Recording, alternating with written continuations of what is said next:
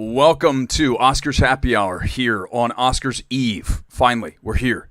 We have waited an entire year to get to this point, and we are now less than 24 hours away from knowing what wins every single Oscar in all 23 categories. Thank you for joining me. Let's get right to it, and let's start with Best Picture. Let's just go with the biggie right off the bat. Is Coda winning Best Picture? I'm going to pull up my awards site, which is awardsace.com. And I'm going to show you where our standings are as I speak. Yes, Coda is number one. It is the front runner. Why is it the front runner? Because it just won PGA last weekend. It won SAG. It won WGA. Critics' Choice nomination, Golden Globes nomination. All the 5 precursors, 3 of those being wins. PGA is really the big one. Okay, so for those of you who don't know, what is PGA? Okay, so PGA is Producers Guild of America. They have their award show. They use a preferential ballot, which is what the Oscars are using tomorrow night, which means you're going to list all 10 of your nominated Best Picture films in order of preference. So number 1 will very clearly be your favorite film, and whatever that may be. So let's just say it's Coda. So what they're going to do is take everybody's ballots for each film, and they're going to make piles of the different ballots, and the film with the least amount of number 1 votes. So let's just assume, and I think it's safe to assume, that it would be Nightmare Alley. Even though I don't agree with that, I personally have that way higher on my preferential ballot. But I'm not an Oscars voter. I can only do so much. So we're going to take those Nightmare Alley ballots, okay, stay with me here, and you're going to look at the preferential ballot of those Nightmare Alley ballots, okay? You're going to look at that, and you're going to look at what's number 2. So number 1 was obviously Nightmare Alley, except why it was in the number 1 position. Number 2. So we say, Nightmare Alley. What kind of film is that? It is dark. It is very much of a cinephilic film. Let's assume that a Nightmare Alley person, the film in last place, liked Power of the Dog second best. We're going to take all of those number 2s, and we're going to make that number 1. So you're going to take all those Nightmare Alley ballots, right, that had Power of the Dog, and you're going to stick them on top of the Power of the Dog ballots. Okay? We're going to keep doing that until we get to 50% or more, and then we have a winner for Best Picture. Now, it could happen that one of these films ends up with the magic number right off the bat, but the chances are very slim that that's what's going to happen. Switch to the preferential ballot. We'll never know exactly how it went down. I wish they would tell us what the actual numbers were, right? What film was last, what film was really close, what were the voting totals, but they don't do that. They just let us know who wins. But ultimately, with a preferential ballot, when you're listing your films 1 through 10, you're looking for a film that is going to be popular with most of the voters. That's why it's a preferential ballot, and it makes sense that your preference is that you like the film versus dislike the film. So if that is the standard we're looking at, you're going to start to look at films that are very popular across the board, such as Coda, such as King Richard, Belfast, even Don't Look Up, which I know for some of you is horrifying when I say that. You say, oh my God, could Don't Look Up win Best Picture? Sure, absolutely. Nightmare Alley can't. There's no chance. It's out. Nightmare Alley is out. I would say Licorice Pizza is done. And Drive My Car. I think those 3 are 100% not in play. That means we have 7 films that could win. But based on precursors, Coda should be winning Best Picture because it just won PGA. PGA is look at the stats over the years. When you win PGA, you have a very high likelihood of winning Best Picture at the Oscars. So right now, if I'm putting my money, hey Eric, here's $1,000. Put it on one film. I'm putting it on Coda because it's going to perform well on a preferential ballot. I think that Power of the Dog is number 2. But I do think that King Richard, Don't Look Up, and even West Side Story, for the older Oscars voters, that's in the picture. There's so many films that really have a chance tomorrow. There's not one runaway film. I think that Coda's the closest thing to it as it really, came on at the end. But before all this, we never thought Coda was even going to be in the picture for Best Picture. Like, what? That's not an awards film. It's good. It's a fine film, but for me, is it in my top 10 films of 2021? No, not even close. But obviously, for many others, it was, and kudos to Apple for making it happen. I mean, they had to make this film happen, and they obviously have the funds to do so with all the FYC events going up against Netflix. And that's the interesting thing is, it's going to be Apple versus Netflix if it is Coda versus Power of the Dog, as you know. And if that's the case, then you're talking about two streamers, and you're talking about one of the streamers that's been in this for 4+ years. Going back to Roma was the first real breakthrough for Netflix when it came to Best Picture, and we know that it came up short. They think Power of the Dog is the film to get them to Best Picture.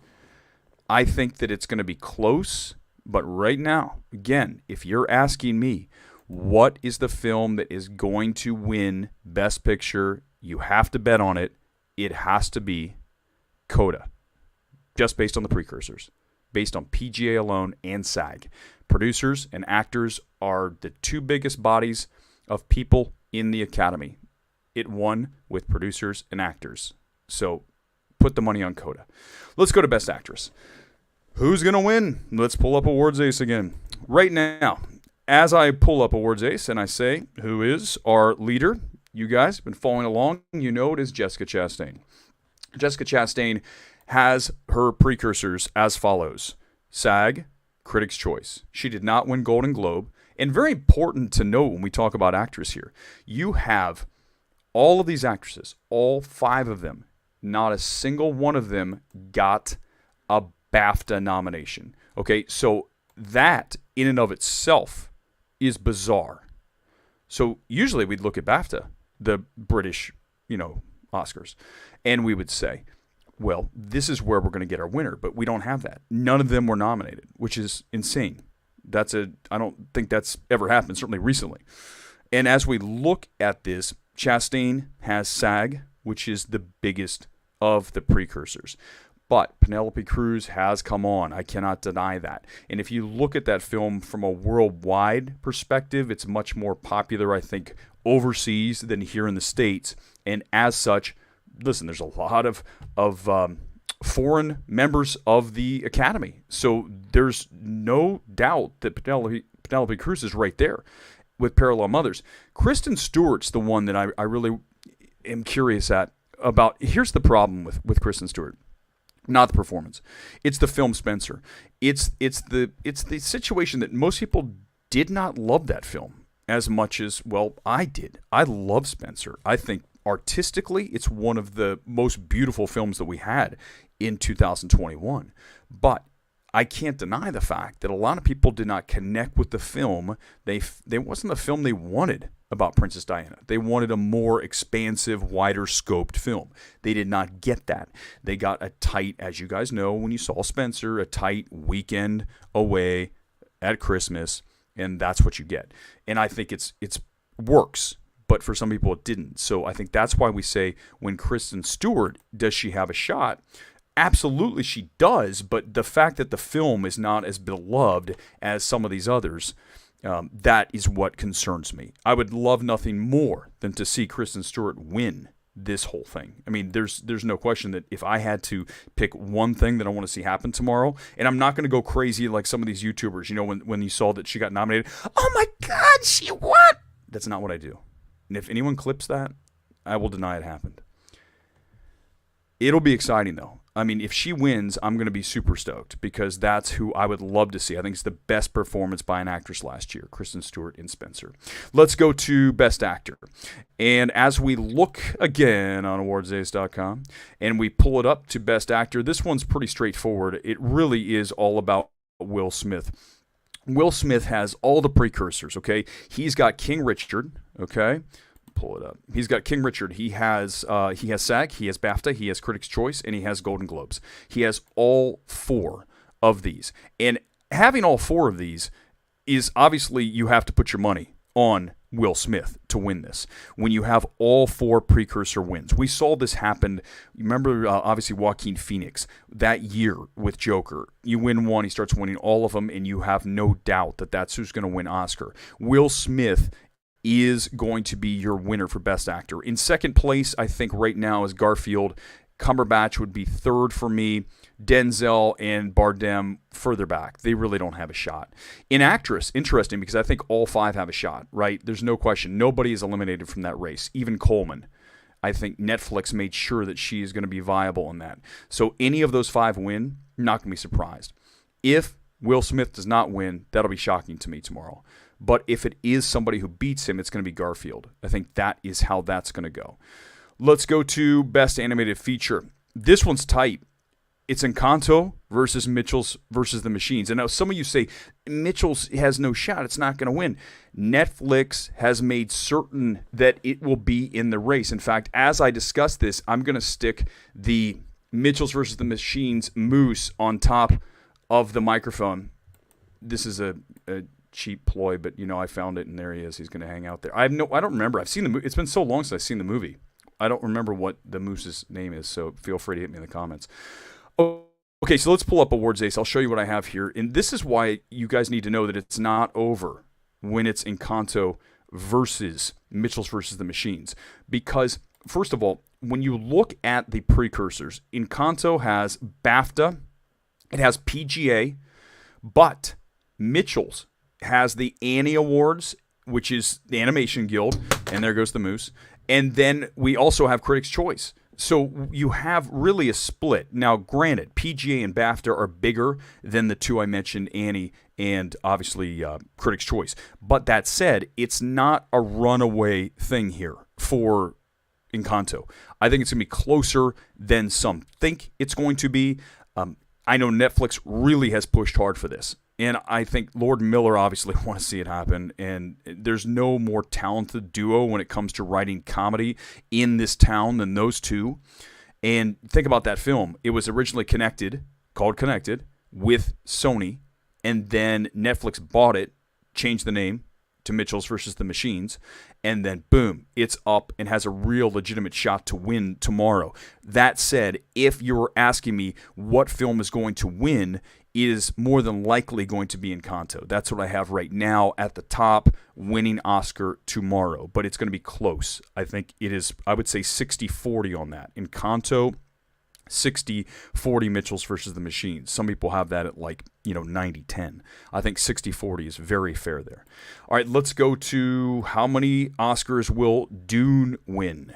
Let's talk about the ones that are in the bag. For sure, score.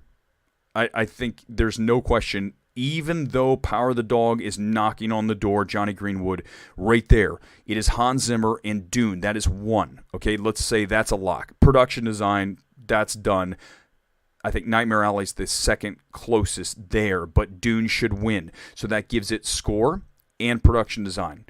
Cinematography looks to be a lock, but they have pushed Power of the Dog hard. Netflix has done that. And they really think that Ari Wagner is a story that they've been pushing. A female cinematographer that is her time's gonna come. But right now it's all about Greg Fraser. Fresh off of the Batman. And as you know, Dune, I think he's easily top two cinematographers out there, Deakins and Fraser. If you had asked me two cinematographers to name that really get me excited, those are the two. So when we look at that, I think they have three there. They have cinematography, you have score, and you have production design. And then we can go into editing. Editing is going to be crazy. Okay, here's the thing about editing.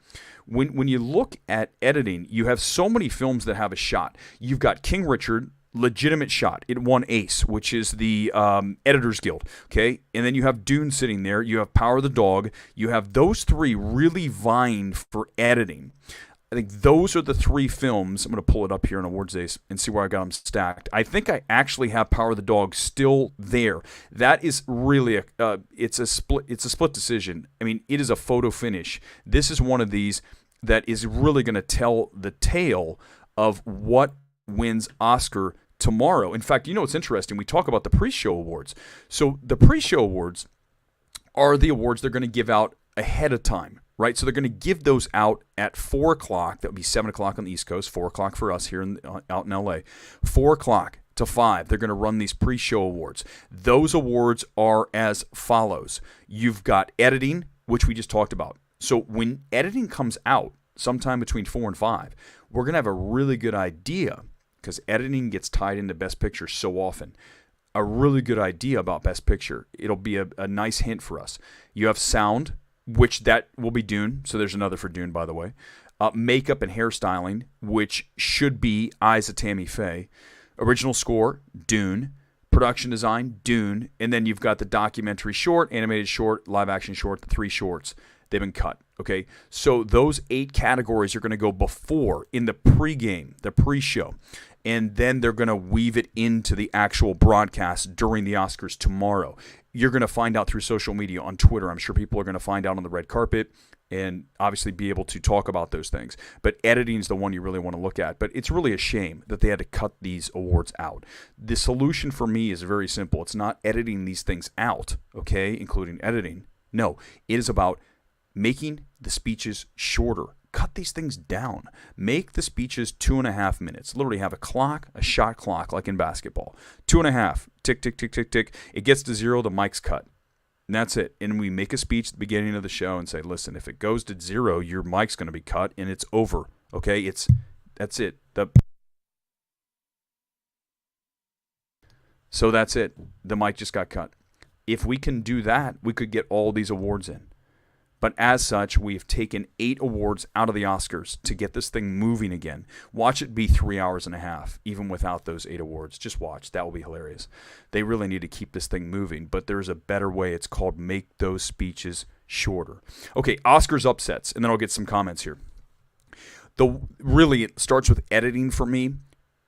And I don't even know, this is not really an upset. I'm just saying that's one of the keys that you really want to look at here. When you look at editing, whatever wins there, watch out for Best Picture. So that's very key. An upset for sure that a lot of people are talking about, I don't think is going to happen personally, but it's an international feature. And that is Drive My Car is expected to win by pretty much everybody. But, Neon has pushed The Worst Person in the World very hard. And it is right there knocking on the door. Okay, Drive My Car won BAFTA, Critics' Choice, and Golden Globes, the 3 major precursors going in for international feature. But Worst Person in the World is right there, and a lot of people like that film. So if there's an upset there, that wouldn't be a huge shock. That's not like the number 5 film, right, coming up to number 1. That's the number 2 taking out the number 1. But either way, that's a category that you want to look at.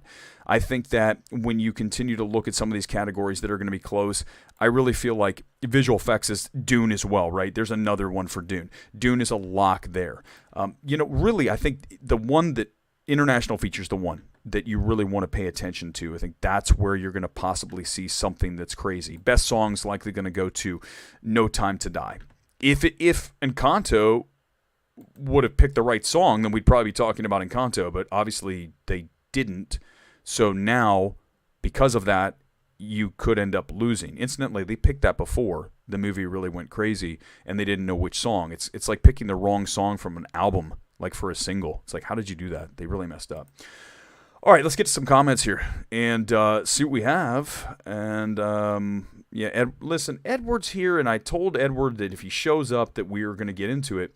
And I will say this, that Edward thinks it's going to be Power of the Dog that's going to win. And I'm not saying it's not. I'm just telling you that right now, if I gave you $1,000, you would put the money on Coda.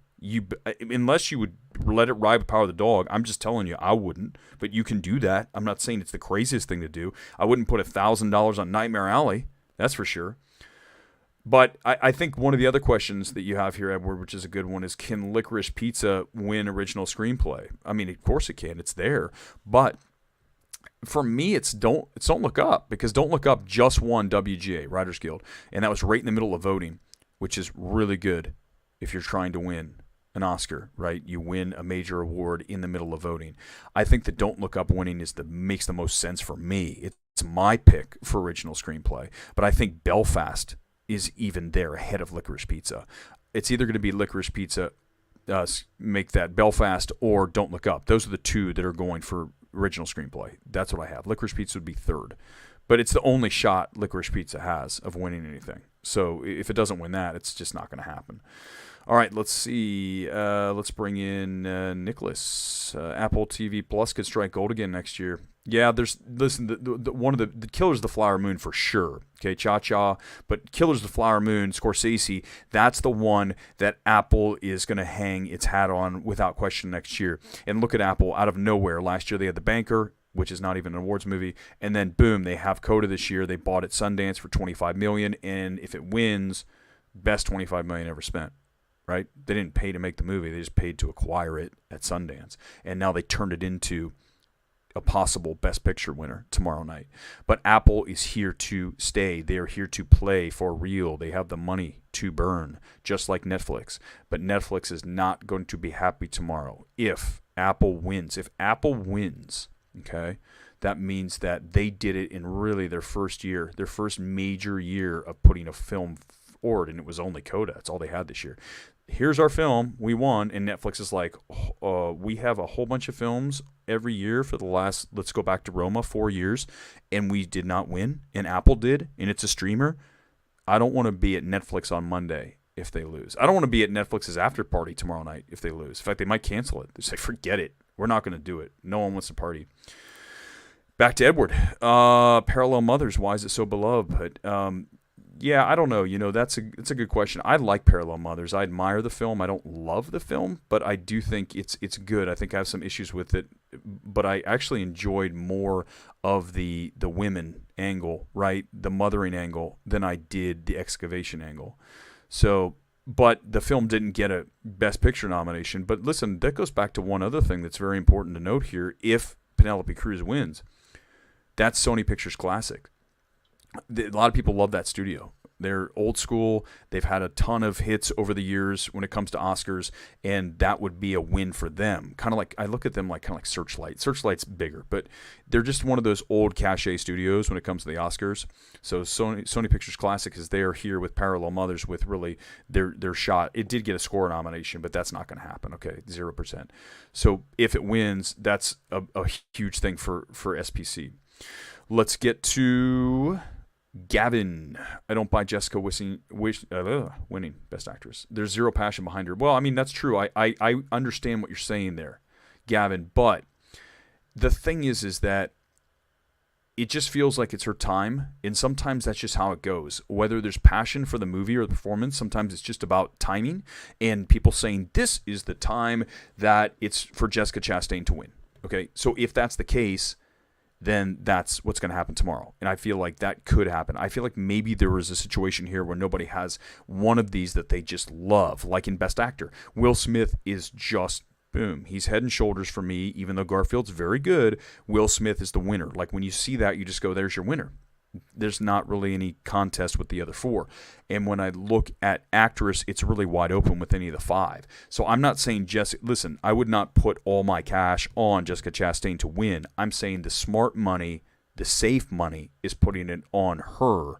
If Spencer had gotten more nominations in other categories or just in general, when I spoke to people about Spencer, they said, oh, I love that film, which really wasn't the case when I was out and about during award season here in LA. Then I would say Kristen Stewart. I would love to see it happen. I told you if there's one thing I want to see happen tomorrow, it's Kristen Stewart winning actress. Number 2 would actually be King Richard winning Best Picture because I love that film. I love the message of the film. I love Will Smith's performance. That's a great film to me. So if you're going to pick a feel-good film, I'm going King Richard over Coda all day, every day. That's easy. That's not even a question. Tick, tick, boom for editing. I mean, everything's in the mix, but I think right now, really, you're looking at Dune, you're looking at Power of the Dog. Those are, and also King Richard, because King Richard just has the ACE win, which is the American Cinema Editors, ACE. Like awards ACE, only with editors. So it could be. I mean, it could happen. Really, listen, nothing is like set in stone.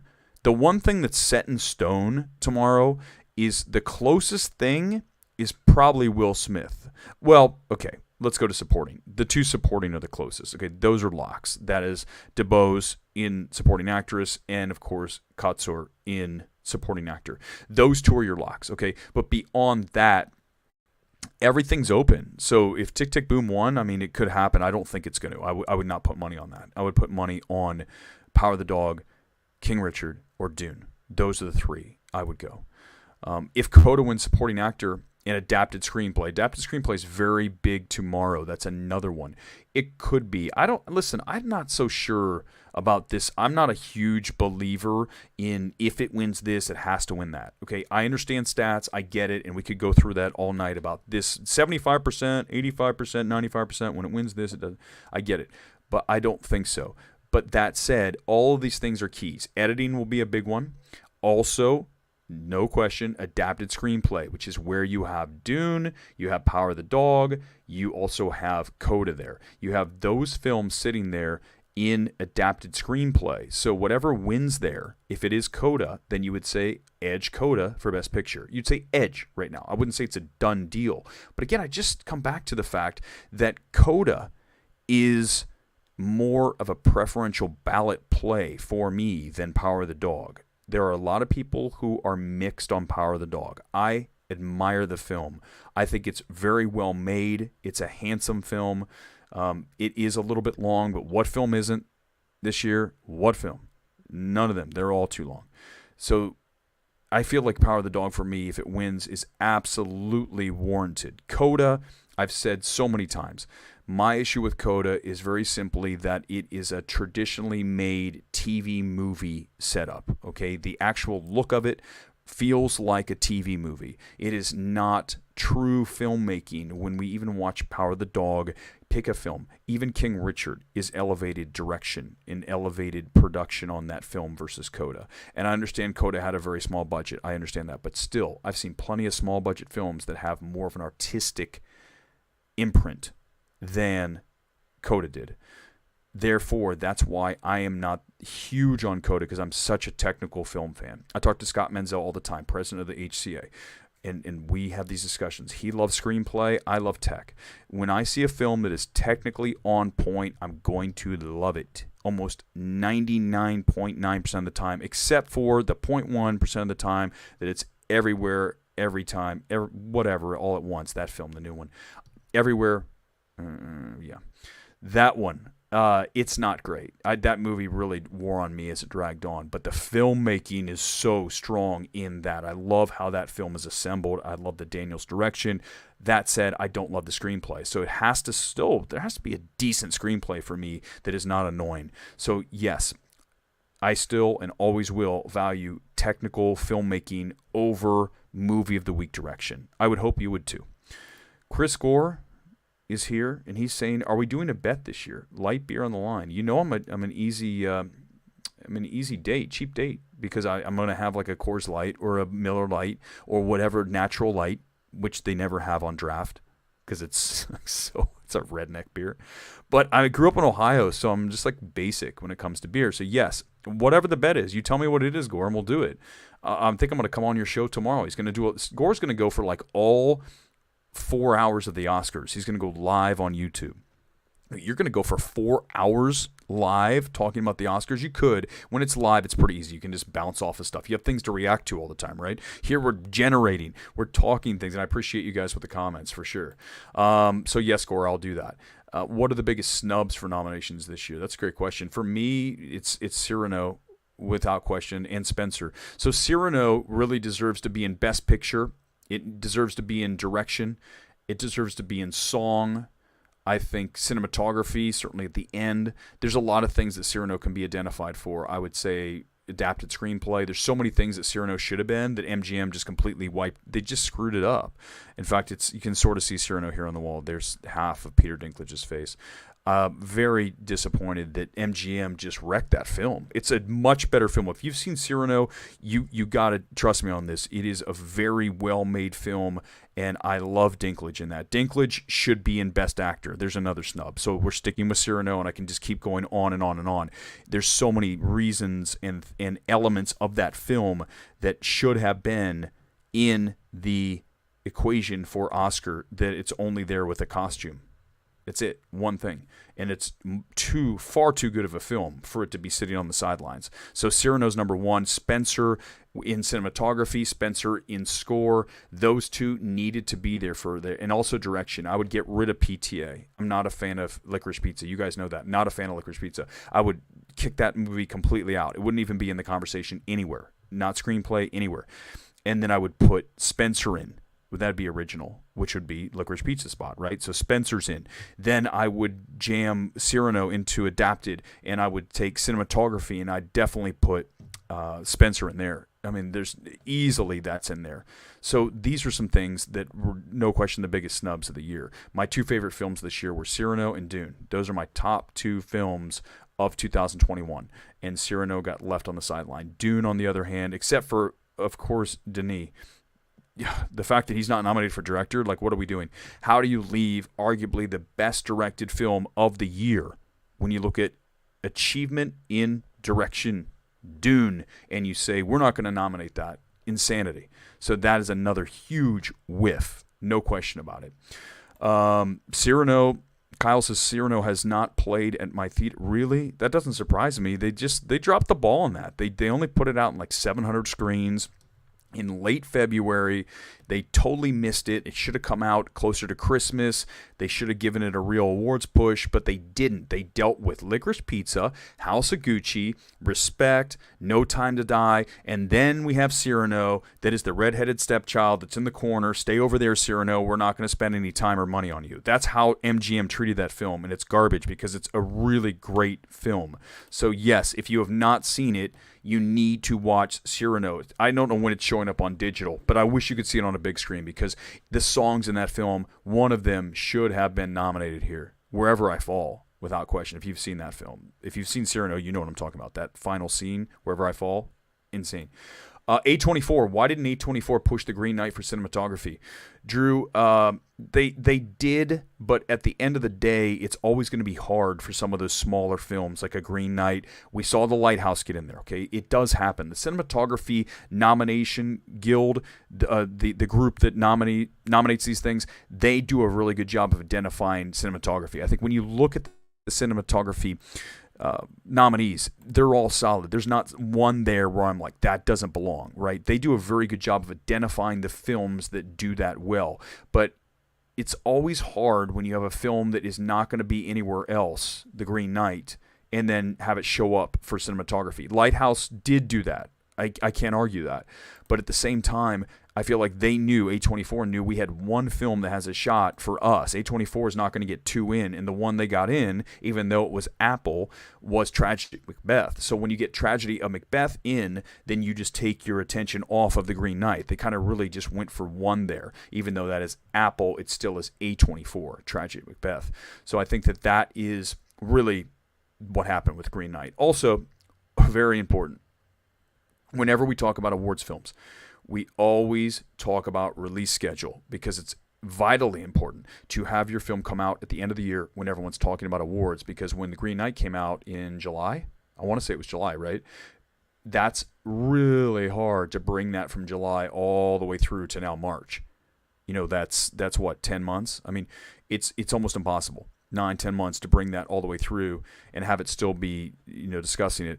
Everything else that's here bowed late, right? Every one of these films in cinematography, Dune was fall, okay? Power of the Dog, November, December. West Side Story, late December. Nightmare Alley, late. And Tragic Macbeth was December, and that was late. So that's one of the reasons it didn't happen. So it's really important you nail those release dates. Great example of that. I always will say this when we're talking about awards in a film and the importance of release date. Look at the film over my shoulder right there. It's Rocket Man. Rocket Man came out at the end of May, okay, in 2019. Paramount, if they put that film out in November, it is up for numerous Oscars beyond song. It's up for so many things, including Taron for Best Actor. But because that film came out in May, it's too hard to bring it through. They tried to go back and grab it and pull it back into award season. It's just impossible. Once it's done, it's done, and they couldn't get it done. So really, Exhibit A for nailing your release date and how not to do it is Rocket Man. And I think that's the same kind of thing that happened with Green Knight. Anything from the summer is going to be harder. The Batman. Right now, it's in theaters. To bring the Batman all the way through from now all the way through to next Oscars is one full year. That is going to be very difficult to do. That said, cinematography is and should be there in the top 5. It's Greg Fraser. Once you get a cinematographer that's been nominated numerous times, like Greg, and will, especially if he wins here, then getting another nomination is much easier. So if he wins for Dune, even if he doesn't, the Batman will and should be there next year in cinematography. But I don't think anything. Score could be there too. But I don't think it's going to get a Best Picture or Director, even though I think Matt Reeves did a hell of a job on that film. Last Night in Soho, Kyle, here's what I will say this. When you mention things like production design, costume design, you're looking at a film and you're saying, I thought that a film could get nominated in certain categories that it excels in. And I think that's very vitally important when we look at awards films. We need to do a really good job of extracting the things that are quality from those films. You could have a piece of trash film that has outstanding cinematography. And if that's the case, then you can take the cinematography and discard the film, and you can nominate the cinematography. I go back to Gretel and Hansel, which is a movie from 2019, or is it 20? It's 20. Oh, geez, my lights just came up. Okay, I'm getting blinded here. Here's the thing, is that if you watch Gretel and Hansel, you're looking at a hell of a great film as far as cinematography is concerned. And why can't we have that in cinematography? Like, why is that not a possibility? It doesn't make sense to me that it can't be there. And the fact that it wasn't is a disservice. So when you look at Last Night in Soho and you say production design, absolutely correct. I think the production design on that film is really strong. Costume design, sure, of course, it's a period piece. And editing is another thing. But the problem with Last Night in Soho is very obvious. Last Night in Soho is a film that is really, the second half of that film does not work. The first half is outstanding, exceptional work. And then we get to the horror change, right?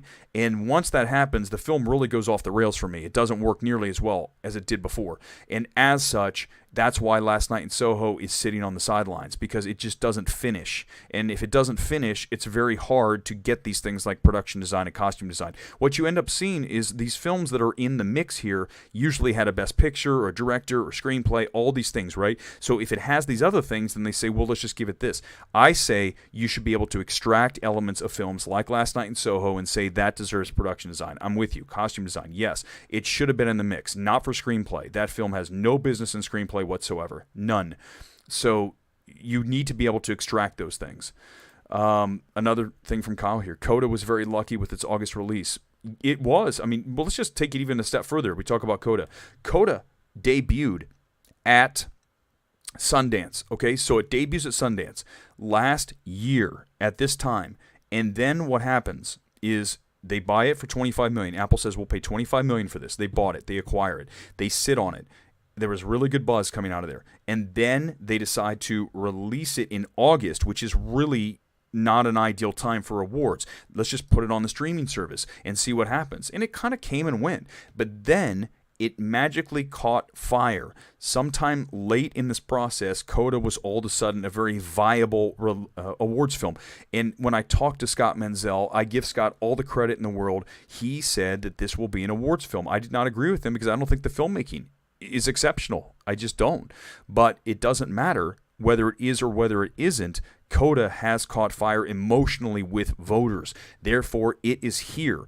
But yes, credit Apple for being able to take a film from Sundance and bring it all the way through over a year to the point we're at tomorrow night where it could win Best Picture. That is a feat, but it takes money to do that. And the fact that Apple has that in spades, they can just open up the vault and say, here's more money, do another event, another thing, and they did so many. There was one virtually every week for Coda that I was invited to. Come down, meet the cast, Q&A, see the movie, have drinks, open bar, those things.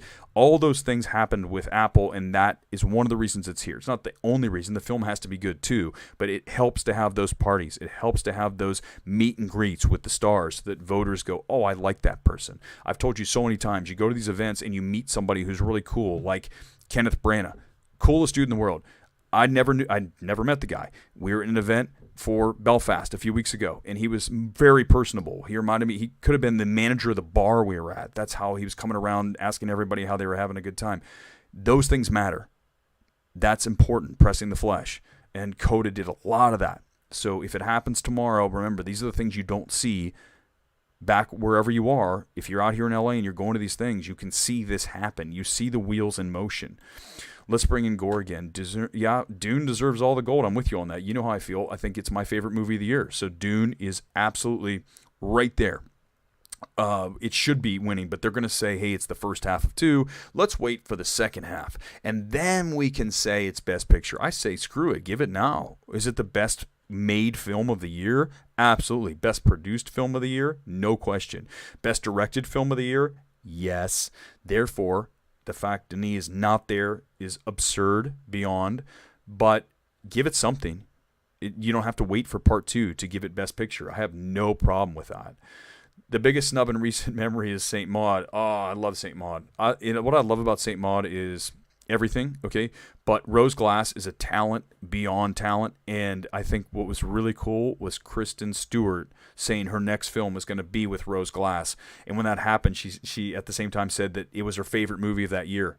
It was my favorite movie that year. Saint Maud rules, but it's a horror-ish movie, and horror films are always going to have a hard time at the Oscars. They shouldn't, because I think horror is where all the action is. If you haven't seen X, go see X. Direction on X, Wes just killed that thing. I mean, literally on the screen and off the screen, the guy did everything with that film that I love to see in a movie. And even if you don't like horror films, just go watch the direction on X. But the problem is, X is not going to be an Oscars film next year. It should be. We should talk about direction. He should be there. But the fact that it's not going to happen, because look at Hereditary, look at Midsommar, look at these films that are horror films that really should have been in discussion and weren't, because they're horror. And it's not cool. Horror is just, it's not an awards-worthy kind of thing. It's like, whatever, man. Listen, the movie's good. If the movie's good, that's all that matters. It doesn't matter what the genre of the movie is. It just makes no sense to me. Gore's on here pushing his award this show. I'm got to get rid of this comment. Listen, we're not sponsoring your show for the last time. No, I'm going to go to your show this year. Gore does run a really cool show. I got to say that. So he's got that coming up. It's called Award This. It's coming up in May. And definitely get tickets. It's here in Orange County, I believe. Chris is going to let us know soon all the details. Regardless of what wins tomorrow, what movie do you think will stand the test of time in this awards lineup? Dune, no question. I think Power of the Dog can. I think that King Richard can. Coda, I just feel like Coda's going to disappear into the ether. It's going to be a movie that wins if it wins Best Picture, like a Green Book, that is just doesn't become something bigger than that. I talked to somebody last night whose opinion is kind of just normal, okay, not someone who's like tied into everything in Hollywood. And I asked them, they said, did you see Coda? I said, yes. And they said, what did you think? I think it's fine. It's, it's really like a Lifetime movie, and it's got some nice themes, and it's emotional, all those things. The person said they didn't like it at all. Said it was just like, it's boring. It was, and I go, okay, listen, there's a lot of films we can call boring. But it was just interesting to hear somebody who really didn't have a dog in the fight and didn't really love Coda. And I think it's hard also. Let's just be honest here. It's difficult to say you don't like Coda, okay? And we know why. Because if you say that you don't like Coda, then some will construe that as saying, well, then you don't like the message of Coda. But I suggest that there is a world that exists that we're allowed to watch films and not value them based on the content of the film, but rather the quality of the film. Okay? That's how I judge films. I'd never go into a film and say, this is a film that does this, therefore I like it. I really am a fan of all kinds of films, but horror is my favorite genre right now. But I love sci-fi. I love a good slow drama, whatever it is. But it's never about content. It's about quality, isn't it? It should be. That's how I judge. And I've never judged a film based on who the director is. It doesn't matter. It just doesn't matter who the director is. The director is the director, and the quality of the film is all that matters. It doesn't matter anything about the director. It just matters, is the film good? That's it. It's not that hard. Gore's back. Denis director snubs, a tragedy. It is. It's such a whiff. I mean, we're talking about the best director of the year, arguably. We have Sunset Circle. It's my small awards group. We have 9 of us that are very smart people about films. Well, most of us. And we have Denis winning Best Director. We had Dune winning Best Picture, and I think we saw everything. And this was very early. This was like back in late November. I feel like, how are we able to come to that conclusion and other people not able to see Denis' majesty in Dune? It's baffling to me that he's not there. It makes no sense to me. But it happened, and we've got to move on. And obviously, I think there's a lot of that. It's part one. Let's wait till part two. Same thing with it not winning Best Picture tomorrow. If Dune wins Best Picture, that's fitting. That is just. That's how it should happen. It's not going to happen. But I think for me, the film I really want to see that has a shot is King Richard. King Richard is better than Coda across the board for me. It's no question about it.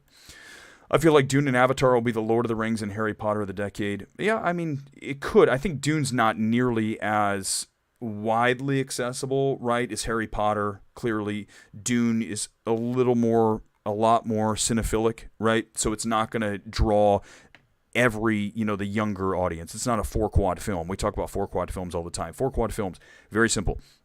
It's a film that's going to appeal to all 4 quads, young, old, men, women. Okay, all 4. The whole audience is there, the whole pie.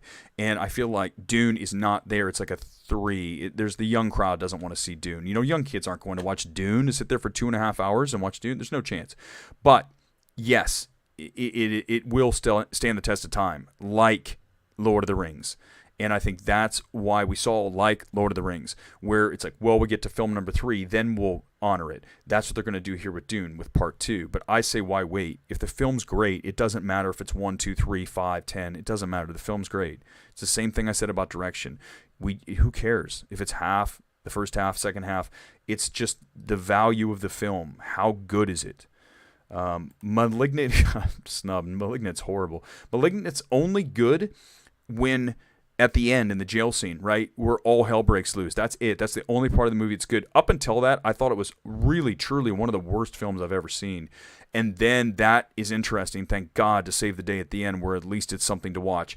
But I still, man, hey, ask Scott Mendelsohn about that. Mendelsohn loves that movie, and every time we just saw each other the other night at our movie Twitter event, and every time I have to just give him a little bit on Malignant, he still thinks that movie's great. And you're crazy, dude. You're crazy. I love him though. Suicide Squad could have been nominated for visual effects. I mean, there's so many. The visual effects is another tough one, right? When you look at visual effects, you've got so many options this year that you could have gone with. Every year, it feels like we have that kind of situation. Spider-Man: No Way Home, obviously, Dune is going to win. You had Free Guy, that's a great pick. No Time to Die, I'm sorry, no, I don't care what was done to that. That doesn't belong there. Shang-Chi, yes, that should be there. I mean, as much as I think Eternals was very average when it comes to the actual special effects in that film, the visual effects, I would say that it deserved to be there more than No Time to Die. I'd have to look at the No Time to Die reel. Frankly, that movie is so goddamn overlong, like literally 30 minutes overlong, right? So many films. MGM specialized in that. Respect was too long. No Time to Die, Licorice Pizza, all their films except for Cyrano, House of Gucci, all four of the 5 MGM films were way too long. So that's a pretty bad average when it comes to editing a film down. And so I don't know how No Time to Die got in there. I mean, it's not even a great film. I would say it's the worst of the Daniel Craig Bond films. Easy for me. I would actually have it even over Quantum of Solace. I would. Hamaguchi, how to get in? Yeah, that doesn't make sense to me either. Here's the only thing I think. This happens sometimes, where you have somebody who they think's like in for sure. They're like, oh, well, Denis going to get in. There's no question about it. So therefore, we're not going to bother, voting for him. When we do the nominating committee and we do that, we're not going to bother putting him in there because everybody else is going to vote for him. Let's just think like an individual, not like a group, but individual people that you would say, let's just, he's going to get in, so let's not bother voting for him. And you saw that with the Mr. Rogers doc. A Beautiful Day in the Neighborhood. No, that was the movie. Won't You Be My Neighbor, right? So Won't You Be My Neighbor, which is behind me, you can't see, it's somewhere back there behind me, that was a film that should have been up for Best Documentary, and it wasn't. And because of the fact that people really thought that it was just going to get in, so they probably said, let's not bother. Let's not let's not waste our time because it's gonna get a nomination, and it didn't. So I think maybe that's what happened with Denis. I have no idea. I just know that it should have happened, and I would absolutely I do appreciate what Hamaguchi did with Drive My Car, but Denis, for sure. I mean, if you're going to, I would get rid of PTA. Paul Thomas Anderson's gone. I mean, Licorice Pizza is one of his worst films. It's not as bad as Inherent Vice. He's just PTA. I know you're watching right now. I'm 100% positive that you are. Stop making comedies. It's not your wheelhouse. It's not your forte. Go back and make films like The Master, Magnolia, Phantom Thread, Boogie Nights, quasi-comedy. It just doesn't work. I'm not a fan of Licorice Pizza or Inherent Vice, so get rid of PTA for sure. I love him. I mean, I love PTA. I just don't love that film. It is possible to love a director and not love their film, right? Because that was the thing. Like, I remember when I sent a tweet out that went nuts. I said, I did not like Licorice Pizza. I was like the first person to say that. And it went viral and blah, blah, blah. But it was like, it is possible to still admire a director and not like their film. That's called being impartial. I would hope as a critic, as a film voice, that you would be impartial and you would not say that just because this is directed by this person, it's great, okay? No, each individual film is valued and evaluated based on, that time. That's it. There's no precedent, and we just go look at it right now. What does this film do for me right now? And Chris Gore is 100% wrong. Licorice Pizza is not great, and I will fight you. Gore was sitting in front of me. We were in Westwood at an early screening of this, and all I'd heard is Licorice Pizza is so great. It's hilarious, Licorice Pizza. And Gore's in front of me, and he's laughing. I'm not. I like the first 20 minutes or 30 minutes, and now I just turned on that film. And at the end of it, I think either I leaned forward, whatever, to say, what we think of the film. And he's like, I loved it. And I go, I hated it. I literally stormed out the theater there, the Regency, I think the Regency, right? In Brentwood. I just stormed right out the door. I'm like, I'm so angry. I do not want to talk about this movie. And I was, one thing that's the worst is when you hear a bunch of people say a movie's great, and then you watch it, and you're like, no, it's not. What are we doing here? This is not a great movie. I don't even see what you're saying. I see, I guess, a little of it, but overall it's a cohesive movie, and it's a screenplay that is, banging screenplay as far as a comedy, and you're laughing and these things all connect. No, God, no. Licorice Pizza is not that. So you're wrong. You're so wrong, Chris. Kyle has good taste. Yeah, I'd say Kyle does have good taste, because Kyle says that Hans Zimmer is his favorite film composer. Composed the music of the first film I ever saw in theaters. Nice. Spirits, Stallion of the Cimarron. Very cool. I did not know that. See, these are things I learned during my own live feed. That the live stream here that there is. Zimmer did Spirit, Stallion of the Cimarron. So, yeah, I mean, once you find a composer, obviously director, that you love, you're likely going to go seek out their other work. But again, I go back to PTA. Go seek out The Master. Go seek out Phantom Thread, Boogie Nights, Magnolia. Take your pick, on and on. Anything but Licorice Pizza. Isn't there a creepy romance in it? Yeah, this is now turning into the Licorice Pizza Bash-a-thon, which I have no problem with at all. There is a creepy romance in it. It's weird. The whole movie's creepy. I mean, the whole thing with Sean Penn, right, when they get to the golf course, like, what the hell is going on? He's on a motorcycle, and they're all running out of the restaurant. I'm like, what is this? This is not good. This is terrible. And it's not funny, and it's creepy, and yes, all that stuff. And then there's the jokes from earlier that are just don't work, and they make you just super uncomfortable. But Licorice Pizza is the funniest movie I ever saw. Like, okay, man, you got to get out of the house more. Yes, there's a creepy romance. I like that. I think both Dune 2 and Batman 2 will perform with huge numbers when more and more people discover how great the first films are. Yeah, well, I think Batman's doing so well right now. I mean, you're looking at almost $350 million, I think, coming up on Monday or Tuesday. $350 million is a really great number. I mean, it's not No Way Home, but No Way Home was a phenomenon, and it's a 4-quad movie. The Batman is not, because you can't have kids there. I mean, you shouldn't. You can have kids. It's PG-13. You should not be taking your under-10s to go see the Batman, unless your under-10s watch, zombie shows and things like, things that are violent on television. You should not have them at the Batman. So, Batman at $350 million, solid. It's a good number, especially when you remove families, because families are a huge part of a success of a movie. Look at every Marvel film. That's why Doctor Strange is going to do better numbers, because it's going to be a 4-quad family film. People are going to go see that thing. We're going. I couldn't even get to see Bradley Cooper because I didn't watch it. You turned it off, Wesley. You turned off. He turned off Licorice Pizza. I don't blame you for turning it off.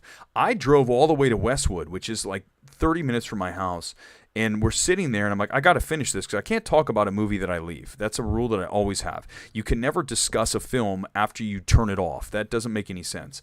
So you didn't miss much. I mean, you saw the whole Bradley Cooper thing in the trailer, so, there's that. But otherwise, you're not missing much with Licorice Pizza. I wouldn't even finish the film. That's how I would tell you. I'd say watch Cyrano like 3 times before you watch Licorice Pizza and finish it. Let's get ready to wrap this thing. We've been going for, I said happy hour, almost coming up on an hour. Let me pull up a couple more things here. Let's drill down as we finish here on the main one. Is Coda winning Best Picture? Yes. I say right now, if you were to put your money on one film, you have to put it on Coda. It just won PGA. That's huge, Producers Guild. So right now, Coda is your Best Picture winner. It's not the one I would pick, but it doesn't matter. That's how it's going to go. Many of you didn't like Green Book winning. It's what it is. If Coda wins, I think it's a film that perhaps will be forgotten over in the sands of time. It'll disappear. That said, I really hope that King Richard is the winner.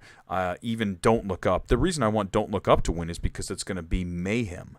If Don't Look Up wins, Film Twitter is going to lose it. Film Twitter is, oh my God, what are we doing? This is the worst movie ever. Sorry, Don't Look Up is way better than Licorice Pizza. There's not even a comparison to be made. Much better film. So I would love to see that happen.